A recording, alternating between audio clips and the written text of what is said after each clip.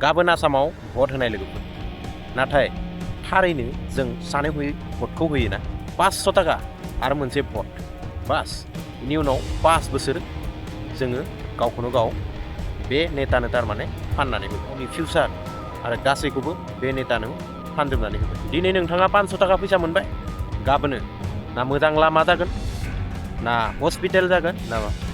मायबा मोनसे नोंनि मोजां फिउचार जागोन ना साख्रि जागोन बास दिनै फैसा मोनबाय गैला दानिया नोंथाङा बुं भट सोरनो होगोन ना फैसा जाहोग्राखो ना डेभेलपमेन्ट लानानै फैग्रा भटआ मोनसे अनलि बटनल' नङा बे नोंनि गथ'फोरनि आरो नोंनि फिउचार आरो नोंसिनि गामिनि नोंसिनि एरियानि बे मोनसे फिउचार साख्रि नांगौ ना थगायनाय नांगौ हस्पिटाल नांगौ ना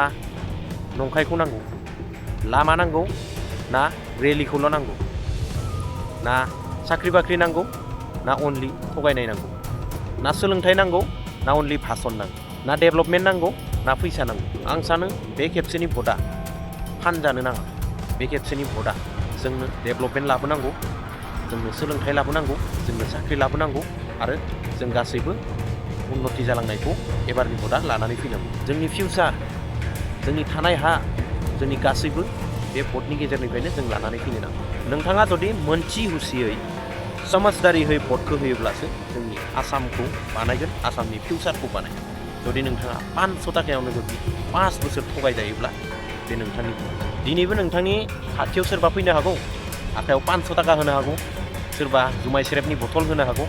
आरो नोंनि बे मुल्यबान भटखौ बिनो हागौ ओमफ्राय जों मा खालामो जों बेखिनियावनो खुसि जायो आरो जोंनि बे मुल्यबान भटखौ बिसोरनो होना होनोसै नोंथाङा सानदों नामा जे 500 थाखायाव आङो मोनसेल' गावनि भटखौल' फानदों होननानै बिदि नङा लोगो नोंथाङा बे 500 थाखायावनो नोंनि फिउचार नों गावखौनो आरो नोंथांनि न'खरनि फिउचार गासैखौबो नोंथाङा फानजोबनानै होजोबो दिनै नोंथाङा 500 थाखाखौ मोनबाय नाथाय गाबोन जुदि नोंसिनि गामिनि लामाया बायलांगोन नोंसिनि गामिनि एरियानि हस्पिटालाव जेब्ला डाक्टार गैया जागोन जेब्ला नों साख्रि नागिरनानै हाखादुरि जागोन अब्ला नोंनि बे 500 थाखाया खामानि होगोन नामा गाबोन जुदि नोंनि फिसा फिसौआ मोजां एजुकेसन मोनाब्ला गाबोन जुदि नोंसिनि एरियायाव डेभेलपमेन्ट जायाब्ला गाबोन जुदि नोंथांनि न'खरा नोंसिनि गामिया दैबानायाव डुबिलाङोब्ला अब्लासो गोसोखांगोन जे आङो भटखौ सोरनो होदोंमोन आरो मानो होदोंमोन दाना नोंथाङा थारखौ बुं जे भटखौ नोङो फैसा होग्रानो होगोन ना डेभेलपमेन्ट लानानै फैग्रानो होगोन ना बै मानसिनो होगोन जाय इलेक्सननि समावल' नोंथांखौ गोसोखाङो ना बै मानसिनो होगोन जे 5 बोसोरालासै बे डेभेलपमेन्ट खालामो नोंथांनि मोनसे भटआनो डिसाइड खालामगोन जे नोंथांनि एरियाया डेभेलपमेन्ट जागोन नोंथांनि फिउचारा मोजां जागोन ना जाया ना सिगांनि बायदिनो थागोन बे मोनसे भटखौ नों मायबा मोनसे फिसा बुस्थु होननानै दा सान बे जाहैबाय सासे सुबुंनि बे मोनसे पावार जाय गासै सुबुंनावबो गासै मानसिनावबो बे पावारा थायो बेखौ दिनै जुदि नोंथाङा फानहरबाय अब्ला मोनथिखा जे नों गावनि खुगाखौ गावनो बन्द' खालामनानै लाबाय नोंथाङा गाबोन जा भटखौ हैगोन बे भटआ अकल नोंनि थाखाय नङा बे भटआ नोंनि फेमिलिनि थाखाय नोंनि गामिनि थाखाय आरो सारा आसामनि थाखाय बे मोनसे भटआ